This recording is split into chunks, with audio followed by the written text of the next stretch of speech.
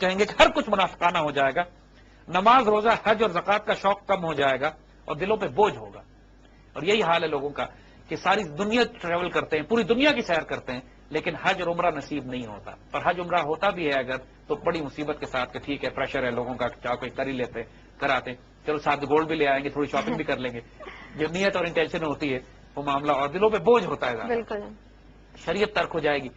یہ سارے معاملات ہمارے معاشرے میں آس پاس ہیں. اس وقت کہتے ہیں وہ نعمت اللہ کہ میں خون جگر بنوشم، میں اپنا جگر کا خون پیتا ہوں، اب برنج بتو گوئم، بڑے دکھ میں تم سے یہ کہتا ہوں، خون جگر بنوشم برنج بتو گوئم للہ تر گردان ای طرز راہ بانا، خدا کے واسطے یہ کفر کے طریقے چھوڑو. نصیحت کر رہے ہیں، سب کچھ ایکسپلین کر سارا کچھ بتا کے کہ جس معاشرے پہ تم آ گئے ہو، جس وقت تم آئے ہو، خدا کے واسطے میں کہتا ہوں، ورنہ بڑی پرابلمز آئیں گی، بڑی مصیبتیں تمہارے اوپر آنے والی ہیں. جو طریقے تم نے اختیار کیے ہوئے ہیں، تم پر مصیبتیں جو آئیں گی ان طریقوں کی وجہ سے اچھا، اس سے پہلے انہوں نے یہ بات نہیں کی، اب وہ یہ بات یہاں پر کہ جب یہ، کیونکہ اس کے بعد دیکھیے مصیبتیں آنی شروع ہو گئی مسلمانوں پہ.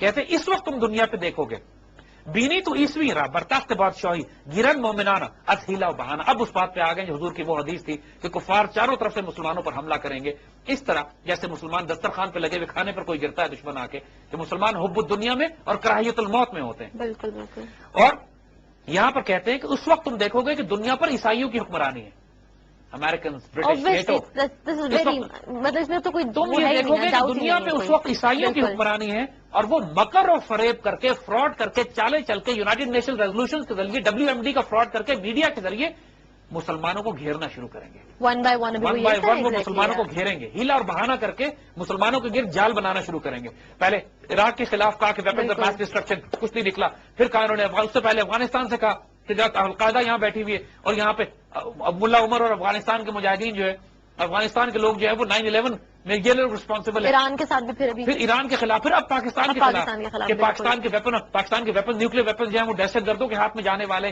خود دہشت گرد تیار کر رہے ہیں بیت اللہ محسود اور ملا فضل اللہ کے، ان کے ذریعے فساد کرواتے ہیں. پھر بہانہ یہ کرتے ہیں کہ پاکستان کے ایٹمی ہتھیار جو ہے وہ دشمنوں کے ہاتھ میں جانے والے.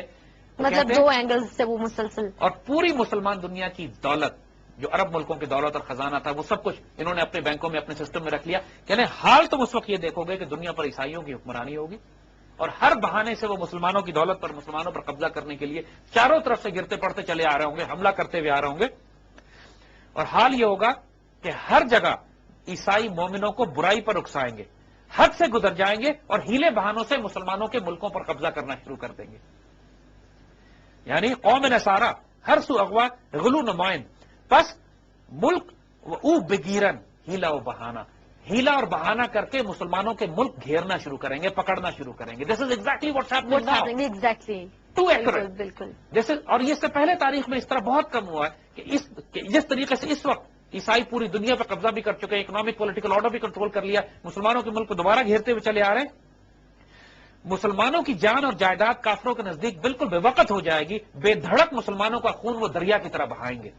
خون بھی شون دورانا چوں بحر بیکرانہ، یعنی بحر بیکران کی طرح، ایک بڑے سمندر کی طرح مسلمانوں کا خون بہنا شروع ہو جائے گا. عراق میں 10 لاکھ شہید کر چکے ہیں، افغانستان میں 30-35 لاکھ سوویت انویژن کے بعد سے مسلمان شہید ہو چکے ہیں، فلسطین میں بے دریغ مسلمانوں کا خون بہایا جا رہا ہے، بوسنیا میں، فلسطین میں، کشمیر میں. کوئی حساب نہیں ہے مسلمانوں کے خون کا، جس طرح خون مسلمانوں کا بہایا جا رہا ہے بے دھڑک. مسلمانوں کے خون کی تو کوئی حیثیت نہیں ہے، مذاق بن گیا ہے کہ آئی ایم اے مسلم کل me and call it collateral damage.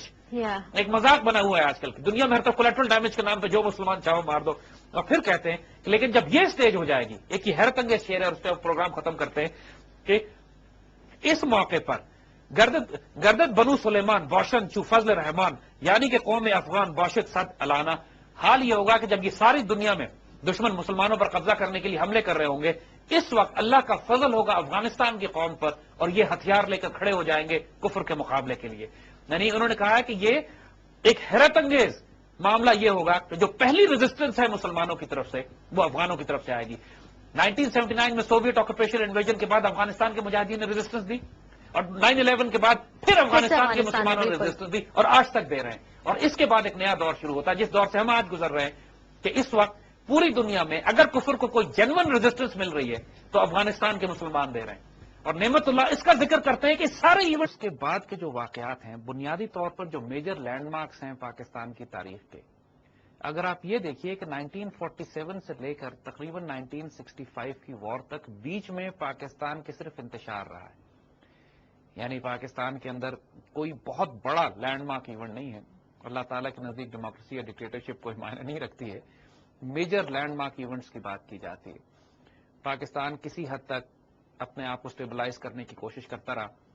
حکمران جو آتے رہے ان کے فیصلے، ان کے احکامات، اگر آپ قدرت اللہ شہاب کی شہاب نامہ پڑھیے اٹھا کر، تو پاکستان بننے کے بعد جو فسادات برپا ہوتے رہے پاکستان میں، ان کی ساری تاریخ آپ کو شہاب نامے میں مل جاتی ہے. Small event details, small event detail. اور چاہے وہ لوگ فوجی حکمران ہوں، چاہے وہ سیاسی حکمران ہوں، جس قسم کی بیمانی کارروائیاں اس وقت پاکستان میں ہو رہی تھیں، چند ایک اچھے کام بھی ہوئے، لیکن زیادہ تر تو جس طرح ہم لوگوں نے اپنے تاریخ کو، اپنے اقدار کو، اپنی ویلیوز کو، اپنی آئیڈیالوجی کو اور جو ضائع کیا، اور جس طرح کے حکمران آئے کہ جنہوں نے پاکستان کو ذاتی جاگیر سمجھ کے استعمال کرنا شروع کیا. انٹل وی ریچ 1965 جب ایک جنگ شروع ہوتی. تو نعمت اللہ شاہ ولی جب پاکستان بننے کے بعد کے جو واقعات بیان کرتے ہیں، اور جیسے آپ نے عرض کیا کہ ہم نے کئی مختلف قصیدے جو ان کے بکھرے ہوئے ہیں اور پھیلے ہوئے ہیں، کئی مسودے ہمارے پاس ہیں مختلف، اور ان کے مختلف شعر ہیں، مختلف ان کے جو قصیدے ہیں ان میں مختلف فارسی کی گردانیں، یعنی بعض پیدا شود والے ہیں کہ وہ چیز پیدا ہو جائے گی، فساد پیدا ہوگا. جس طرح انہوں نے کچھ یہ شعر یہ کہے ہیں کہ شورش و فتنہ فضو از گما پیدا شود، بہت فتنہ پیدا ہو جائے گا گمان سے بھی زیادہ. جب وہ کہتے ہیں غیرت و ناموس سے مسلم راز زیاں پیدا شود، مسلمانوں کی غیرت اور ناموس کو بہت نقصان ہو جائے گا. یہ پیدا شود والی ردیف میں، پیدا شود والے الفاظ میں یہ پورا قصیدہ ہے. اس طرح ان کے بہت سارے، ایک ہے می بینم کے نام سے، جس کو ہر جملے کے آخر میں، ہر شعر کے آخر میں میں دیکھ رہا ہوں، مجھے یہ نظر آ رہا ہے، می بینم. وہ پورا ردیف، پورا قافیہ اس کا جو می بینم پہ ختم ہوتا ہے جا کے.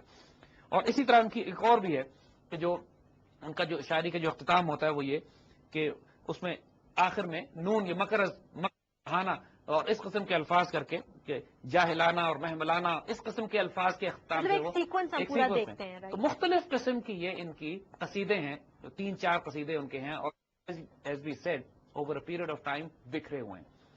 ہمارے پاس کچھ نسخے ہیں ایسے جو 100 سال پرانے ہیں، یعنی پاکستان بننے سے بھی پہلے کے، اور اس میں یہ لکھا ہوا ہے ویری کلیئرلی کہ انگریز جو ہیں وہ ہندوستان پر 100 سال سے کم یا اس مدت پہ حکومت کریں گے، یعنی کم از کم پاکستان بننے کا معاملہ اور 1857 سے وہ معاملہ تھا. باقی جو اشعار ہیں اس میں اکثریت وہ ہیں کہ جو ہو چکے واقعات، اور آئندہ آنے والے واقعات جو بتائے گئے وہ آئندہ مستقبل کے ہیں.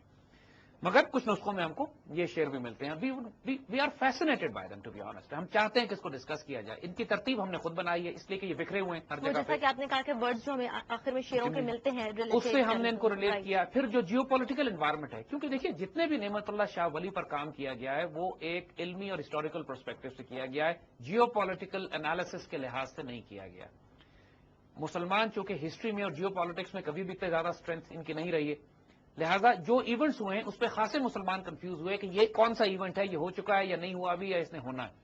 ہم بھی ایک انٹیلیجنٹ پریڈکشنز کر رہے ہیں یہاں پہ، یعنی انٹیلیجنٹ اسیسمنٹ ہے یہ کہ یہ واقعات آج کی دنیا کے جیو پالیٹکس کو سامنے رکھتے ہوئے کہ یہ واقعات جو پریڈکشنز انہوں نے کی ہیں کہاں میچ کرتی ہیں، کہاں میپ کرتی ہیں. اور اس کے لحاظ سے we are trying to identify a spiritual intelligence base کہ جو ریلیٹ کرے گا آئندہ آنے والے واقعات پہ جو ہمارے آس پاس ہمیں نظر آ رہے ہیں.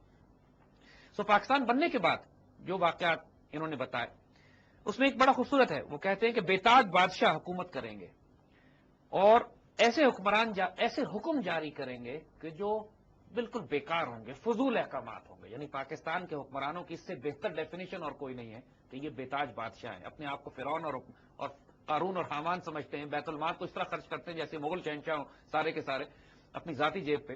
جب یہ کیفیت پریکٹیکلی 1947-48 کے بعد سے جب سے قائد اعظم کا انتقال ہوا، پاکستان کے حکمرانوں کی نوٹ ڈکٹیٹر، ایک کرپٹ انکمپٹنٹ گورنمنٹس، یعنی پاکستان کی مس مینجمنٹ کا یہ عالم تھا کہ ایسے احکامات جاری کرتے تھے کہ جن کی کوئی حیثیت نہیں ہوا کرتی تھی.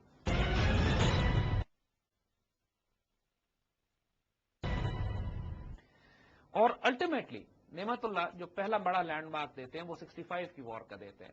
یعنی واٹ ہی سیز از ناگاہ مومنا را شود پدید آید بکافرہ نمائن جنگ چوں رستمانہ. اچانک مسلمانوں کو ایک ظاہری شور سنائی دے گا اور وہ کے ساتھ ایک دلیرانہ جنگ لڑیں گے.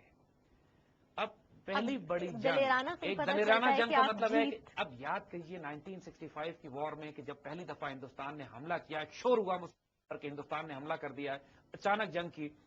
اور ایوب خان کی وہ تقریر جو 1965 میں اس نے کی تھی، آج بھی اگر اس تقریر کو آپ سنیے تو انسان کا خون گرم ہو جاتا ہے، جوش مارنے لگتا ہے کہ لا الہ الا اللہ کے ماننے والوں پر ایک کافر قوم نے حملہ کیا، اٹھو اور دشمن پہ ٹوٹ پڑو، اور دشمن کو معلوم نہیں کہ اس نے کس قوم کو للکارا ہے. یعنی یہ ایک ایسی اور جو دلیرانہ مزاحمت پھر کی گئی مسلمانوں کی طرف سے، پاکستانیوں کی طرف سے، کہ ان 17 دنوں میں نہ کوئی جرم ہوا، ٹرین وقت پہ چلتی تھی، لوگوں نے کرپشن بند کر دی، جیل کے قیدیوں نے بھی، قاتلوں ڈاکوں نے بھی اپنا خون دینے کی کوشش کی کہ مجاہدوں کے لیے خون اپنا دیں گے. ایک اسپرٹ ریوائیو ہو گئی، ایک ایسی روحانی ڈائمینشن، پوری قوم اکٹھی ہوتی ہے اس مزاحمت کو کرنے کے لیے. یعنی ایک ظاہری شور مسلمانوں کو سنائی دے گا اور کافروں کے ساتھ وہ ایک دلیرانہ جنگ لڑیں گے. سو دس میپس ٹو 1965 جو ایونٹ ہوا. اس کے بعد بڑا انٹرسٹنگ وہ بات کرتے ہیں، کہتے ہیں کہ امیجن کیجئے، now he gives a figure here also, از لطف فضل یزداں بعد از ایام ہفتہ، اللہ کے کرم اور فضل سے 17 دن کے بعد. یہ 65 کی وار 17 دن آپ ایک دفعہ سوچنے پہ مجبور ہو جاتے ہیں کہ دس از ٹو مچ. اللہ کے فضل و کرم سے 17 دن کے بعد بہت زیادہ قربانیاں، بہت زیادہ غازیوں کی، مجاہدوں کی قربانی دینے کے بعد مسلمان سرخرو ہو جائیں گے. دیکھیے ہندوستان کا آبجیکٹو یہ تھا کہ پاکستان پر، لاہور پر قبضہ کر لیا جائے. بالکل. جب دشمن اپنا یہ آبجیکٹو اچیو نہیں کر سکا اور ایک سرپرائز اٹیک اس کا مسلمان روکنے میں کامیاب ہو گئے، اس بات کے باوجود کہ ہم بے خبری میں پکڑے گئے تھے، تو یہ دشمن کی ناکامی اور ہمارے لیے یہی کامیابی کافی ہے. ہم نے کوئی دہلی کیپچر کرنے کا پروگرام تو کبھی بھی نہیں بنایا تھا. انہوں نے لاہور کیپچر کرنے کا پروگرام بنایا تھا جس میں وہ فیل ہوئے. تو جب وہ ناکام ہوئے اپنے اس کارروائی میں، تو بڑی قربانیوں کے بعد 17 دن کی لڑائی کے بعد مسلمان سرخرو ہو چکے ہوں گے، ہو سکیں گے. اور اس کے بعد ایک بڑا حیرت انگیز واقعہ ہوتا ہے کہ جب سیز فائر ہونے لگتا ہے، یعنی اس سے پہلے ایک اور شعر وہ کہتے ہیں کہ چونکہ ظاہر ہے جب ہندوستان نے حملہ کیا تو اتنی سخت بے چینی اور بے قراری مسلمانوں میں پھیل گئی، بی بی سی نے خبر چلا دی کہ لاہور فال ہو گیا ہے. امیجن کریں پوری دنیا کے مسلمان روئے اس کے اوپر کہ لاہور، یعنی اس ایسے موقع پہ رومر اسپریڈ، اب B B C was siding with the Indians in this. پورے دنیا کے لوگوں نے، مسلمانوں نے دکھ منایا، روئے. تو نعمت اللہ کہتے ہیں کہ درہین بے قراری ہنگام استراری رحم کنت چواری برحال مومنانہ، اس بے چینی میں، طوفان میں، پریشانیوں میں، دکھ میں جب مسلمان اضطراب کا شکار ہوں گے، اللہ رحم فرما دے گا. یعنی تسلی آ گئی، سکون ہو گیا، پتہ لگ گیا مسلمانوں کو، تسلی دے دی انہوں نے، تو پتہ لگ گیا مسلمانوں کو پتہ لگ جائے گا کہ الحمدللہ صورتحال اتنی خراب نہیں ہے جتنا دشمن پروجیکٹ کر رہا ہے اس کو. 17 دن کے بعد ایک پیس ڈیل ہو جاتی ہے، یعنی ایک سیز فائر ہوتا ہے. لیکن اس کو پرماننٹ سیز فائر کرنے کے لیے، پیس ڈیل کرنے کے لیے ایوب خان اور شاستری، انڈیا کا پرائم منسٹر شاستری لال بہادر، ان کو تاشقند انوائٹ کرتے ہیں روسی، اور روس وہاں پہ ایک ڈیل ہوتی ہے جس کے تحت تاشقند کا معاہدہ طے پاتا ہے. اس معاہدے میں کیونکہ ہندوستان بالکل توقع نہیں کر رہا تھا کہ پاکستانی اس پیس ڈیل پر سائن کر دیں گے. ایوب خان کو منع کیا تھا اس وقت کے بزرگوں نے، اس وقت کے جو اللہ کے بندے ہیں جن کو اللہ تعالیٰ نے اسپرچل ویژن بھی دیا تھا، جو پولیٹیکل اینالسٹ بھی تھے، سب نے منع کیا. قدرت اللہ شہاب نے یہ پورا واقعہ شہاب نامہ میں لکھا ہے کہ منع کیا گیا ایوب خان کو کہ جا کے پیس ڈیل سائن مت کیجیے گا، کیونکہ انڈیا اس وقت تکلیف میں ہے، انڈیا مصیبتوں کا شکار ہے، وہ انڈر پریشر ہے. وہ ایکسپیکٹ نہیں کر رہے تھے کہ انڈین ایئر فورس کو تباہ برباد کر دیا گیا تھا، they could not achieve their objective, بازی ان کے اوپر پلٹ گئی تھی، تو پیس ڈیل نہیں کیجیے گا. لیکن وہاں جا کر ایوب خان نے پیس ڈیل سائن کر دی. اس وقت اس کے پرائم منسٹر ذوالفقار علی بھٹو تھے، اور ان کے ظاہر فورن منسٹر ذوالفقار علی بھٹو، تو ان کے کہنے کے اوپر یہ سارا سلسلہ ہو گیا. اور لال بہادر شاستری خوشی کے مارے، مطلب ہی کوڈ ناٹ بلیو کہ پاکستانی جیتی ہوئی بازی اس طریقے سے ان ایکسپیکٹڈ اس کے لیے تھا کہ اس کو شادی مرگ ہو گیا، ہارٹ اٹیک ہو گیا اس کو خوشی سے، اور وہ مر گیا وہیں پہ، اور اس کی لاش واپس ہندوستان آئی. یہ نعمت اللہ شاہ ولی اس پورے واقعے کو اپنے خوب عجیب شعر میں بیان کرتے ہیں. کہتے ہیں بقال شوت علم دارت ملک ہائے کفار فنار گشتہ کفار و در حالت دل کفر حالتانہ. ہندو بنیا لفظ بقال استعمال کیا انہوں نے. عربی میں آپ کو یاد ہے کارنر شاپ جو ہے بقالہ کہلاتی ہے، بقالہ ہوتی ہے. تو یہاں پر انہوں نے لفظ استعمال کیا بقال، جو کہ ان کا لیڈر ہوگا، جو کہ جھنڈا لے کے جائے گا، پرائم منسٹر آف بنیوں کا پرائم منسٹر، بنیوں کا سردار. انہوں نے جو لفظ استعمال کیا ہے کہ ہندو بنیا کافروں کے ملک میں جائے گا اپنا جھنڈا لے کر، اور کفر کی حالت میں وہی جہنم رسید ہو جائے گا، وہی مر جائے گا. یعنی شاستری کے مرنے کے بارے میں یہ پریڈکشن کہ اس جنگ کے بعد جب ہندو بنیا کافروں کے ملک میں جائے گا تو وہاں پر وہ حالت کفر میں مر جائے گا. ایک اور ایونٹ انہوں نے یہاں پہ بتایا، ایک اور ایونٹ انہوں نے بتایا، یہ ایگزیکٹ وہی پیس تاشقند ڈکلیریشن میں ہوئی ہے. This was پریڈکٹڈ by him. بالکل.